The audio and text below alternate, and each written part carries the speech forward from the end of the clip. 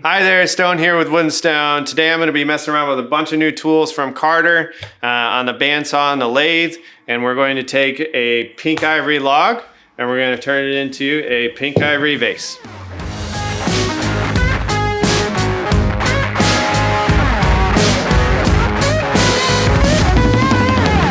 So the tools that I have used to get this from rough log down to what we have here today was the log mill by Carter and the miter mill by Carter. If you want to see how we use the miter mill, check that video out here. We're going to use the log mill here in a minute so you can see how that's used. After we get this kind of roughed in to see what we're working with, is I roughed out a template with my beautiful wife because she's who's going to end up with this. I'm going to rough this out on the bandsaw and then use that to kind of rough out a shape before I get it on the lathe, just to save as many scraps as I possibly can and make the turning process go quicker, easier, more safe. So over here at the bandsaw now, just a brief breakdown of what I have here. The Rikon 14-inch bandsaw is a 10-326. I have the Carter Products AccuRide 5/8 green blades. Super important to have a good blade for the cut that I'm about to make. And then I have the Carter Products miter mill. We're going to slice this end off so it's more parallel with this end, easier to true up on the lathe, and then I can use, instead of turning this end into sawdust, I can take that scrap and make it into something useful later. That's gonna look cool. I'm really excited to see what this looks like. Okay, so now I'm going to cut out the template. This doesn't need to be perfect. I'm just quickly trying to make a jig to quickly get the log roughed in so that I have less waste on the lathe.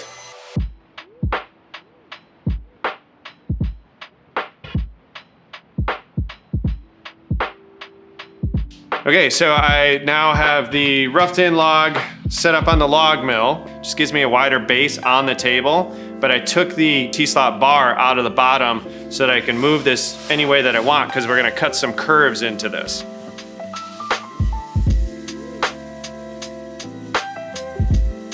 So the next step in the process, now that I have this kind of roughed in, even though it doesn't look anything like a vase right now, it does to me. I need to attach the faceplate to the bottom of my vase.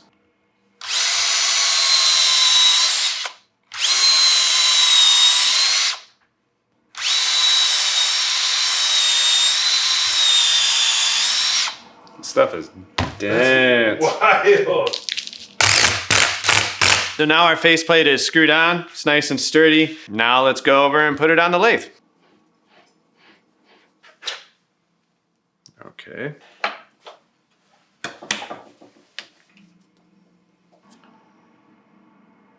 Sometimes those oblong shapes, they want to make things wobble because the centrifugal force is putting the more oblong pieces. It's not turning uniform. So roughing in is everything's a little bit slower. We want to make sure we're safe. Use smaller bits, take your time. There's always time to work safe, including masks. This is a 3-syllable jungle wood, as my friend Steve Danda would say. So lots of stuff, all the stuff that makes a tree survive with all the fungus and whatnot in the jungle. A lot of that stuff can be caustic, irritating, or actually cause some really serious problems. Safety now is cheaper than hospitals later.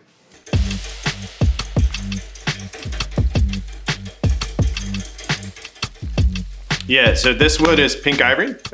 It's right up there with ebony as far as rarity. It was considered a royal wood, and it's from Africa, and I can't remember exactly what country it's from, but it was considered the royal wood. There was actually protected. You were only allowed to use it if you were royalty, and it turns like this hot pink color when you get the sapwood off of there. So it's really unique. It's super rare. This I actually got it from Woodcraft Seattle, who sourced it from somebody that was retiring. So this was harvested decades ago, and they just never got around to turning it into anything. So then when they retired, they sold it. And that's how you can get a lot of these like older, more rare woods. This is definitely one of the more rare woods that I've got my hands on. The fact that I'm not turning this over to an architect takes some of the pressure off. I'm not building to a set of plans. But it's definitely, I would say it's a mixture of, there's some nerves there, but I've definitely worked with expensive stuff before. So considerably less now. More nerves around like just trying to respect the medium for what it is, because it's so rare. You want to feature it and not ruin it, right? Reverence, I think, is the right word, right? Like you want to respect what it is and then do it justice. You can see now I have it kind of roughed in. It's getting close, but it's not as oblong shaped as it was. I'll speed this up to from 360. Now I'm at 500, almost 600. So you can see there's considerably less movement going, almost twice as fast. So now I'll get more clean cuts and can remove more material because that's coming around a lot faster.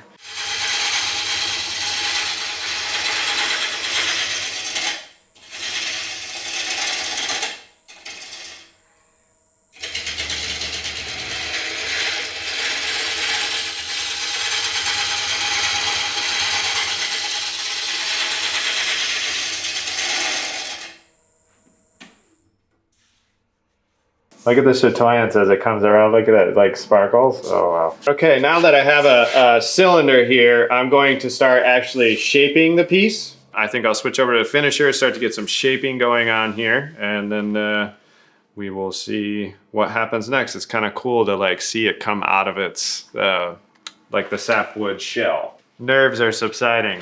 It's like, oh, now we're just turning, but.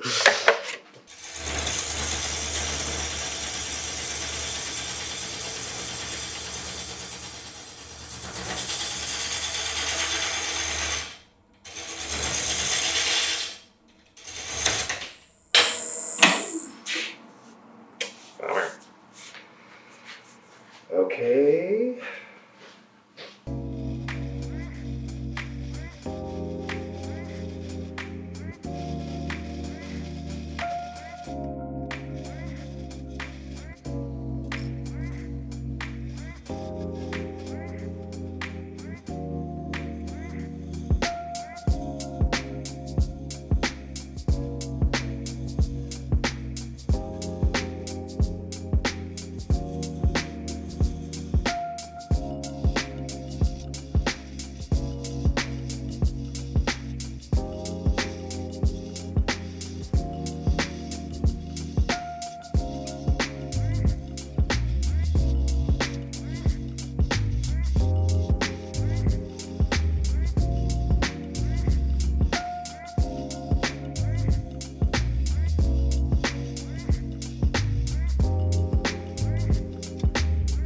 So I just want to take a second to stop here and explain a couple of things that you may have seen. Now that we're into it, we're seeing some cracks and stuff that have turned into chips. So then that makes me want to reshape it as opposed to put things back together, and you're kind of allowing the medium to almost tell you what it wants to be, as opposed to trying to make it what you want it to be. This is art, so we're trying to showcase what this tree made for us.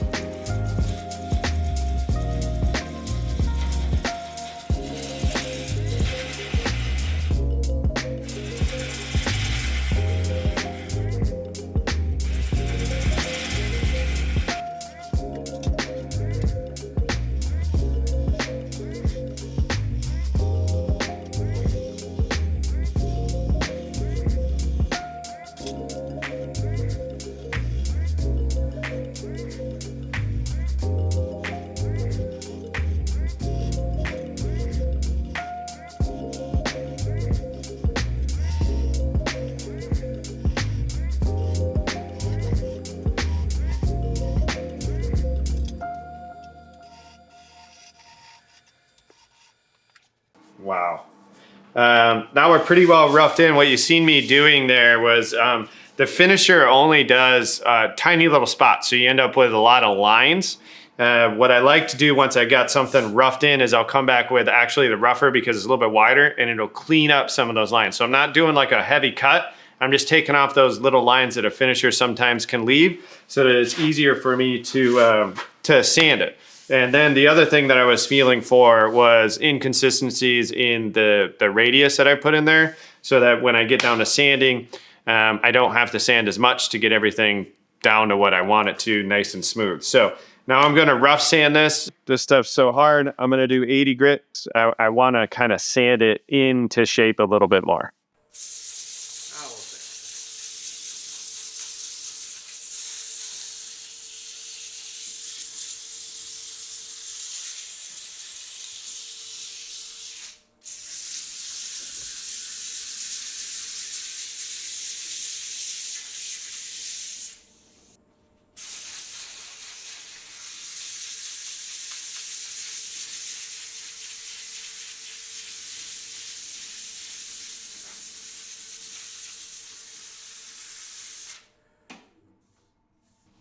Next, I'll just true up the top. That way, we're gonna drill out most of this, but you know, there'll be that little bit, and I want it to be parallel with our base. So we'll true that up and move on to the next step here.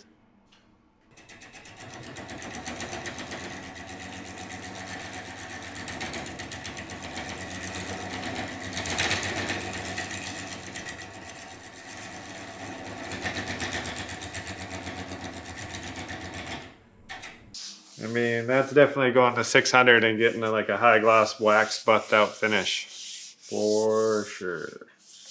All right, quick little lunch break to get the peaked sawdust off of me, get some food in me. Now we're back. I have set up the Carter MultiRest.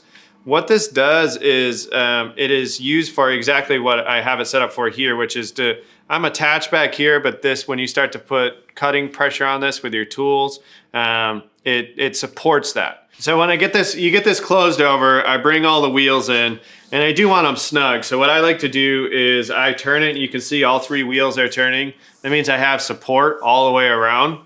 Then what I have over here, my tailstock, just a chuck, and we're going to start hollowing out material. So I have a Forstner set, the big one that you can get at Woodcraft. There's, I don't know, 25 bits in there, so that go all the way up to 3 1/8. So what I'm going to do with that is I'm just going to start small, start to hollow this out, and then work my way up to that 3 1/8. And then from there, I can machine the hole to the size that I want with the hollow roller kit along with the MultiRest.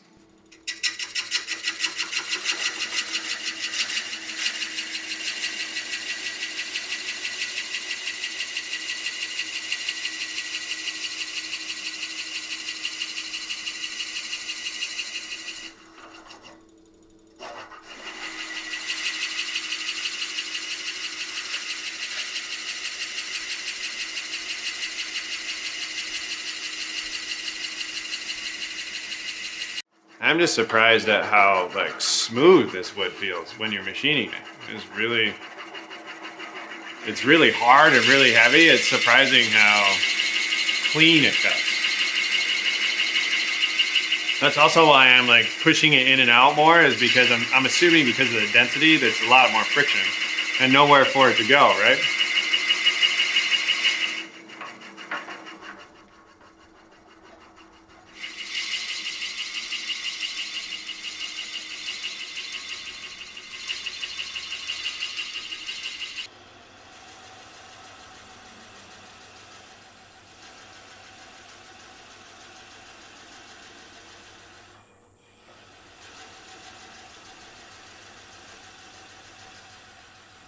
So this is the Carter Products hollow roller system here. You can see you have support that's close up to your piece. You have a super thick, extra sturdy shaft on your turning tool. And then this support here keeps it well supported back here, but also if you get too much torque that wants to push down on the front end, it keeps it from coming up at you.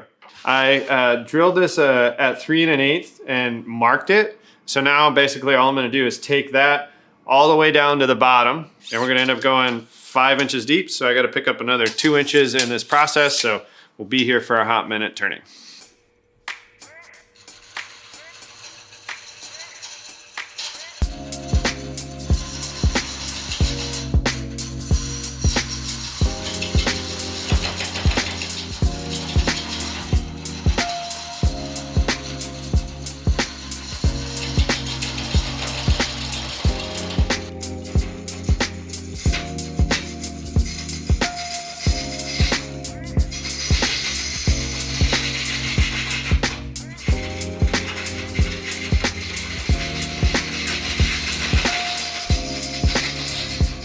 Okay, so now we're back to the bench, and you guys just got to see me take the wood from a log down to here. This is still raw wood. This has no finish or stain on it. This is also the first time that I got to work with Pink Ivory. It's super rare and it's consequently not cheap. You got to see the recovery, and that is a huge piece of woodworking. You've seen some chips come out. I figured out ways around it to still end up with a nice piece.